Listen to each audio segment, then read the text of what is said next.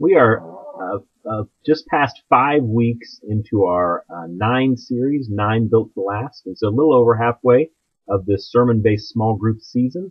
And so I wanted to do a little update with you and a little business as well. So I had a wonderful message this weekend, and really made me think through a few things and also some things I've been wanting to communicate with you. So whether you're in a small group and participating, or if you're leading a small group right now, I just wanted to pass this along to you. One of the first things is, as we do these sermon-based questions, we do these as we're reading the sermon.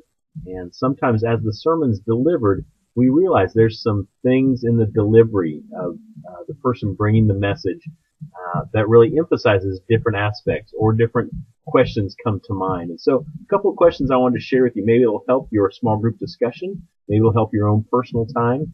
But just wanted to pass some of these along to you. First of all, what is something that's a tangible thing or that is incredibly valuable to you? Maybe you collect something, motorcycles or cars, or a coin collection or baseball card collection, or dolls, or anything that's really valuable to you.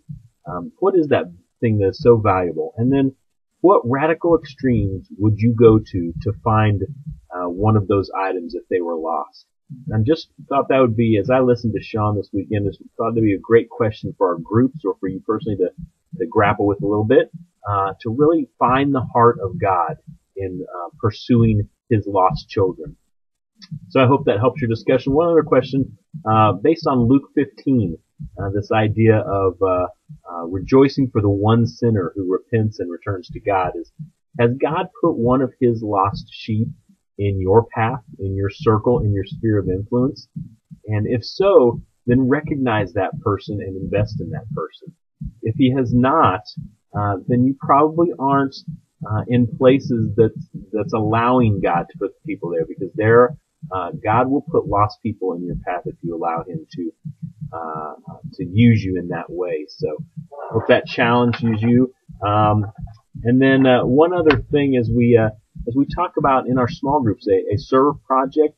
I thought this was a great message this weekend of really catapulting us in our serve project. So if you haven't decided on one yet, I hope you come to a conclusion quickly and start putting plans together. As you do those, I'd love your pictures and the results of those, just what your group experienced and how you're able to touch someone. But Sean mentioned, how do we evangelize?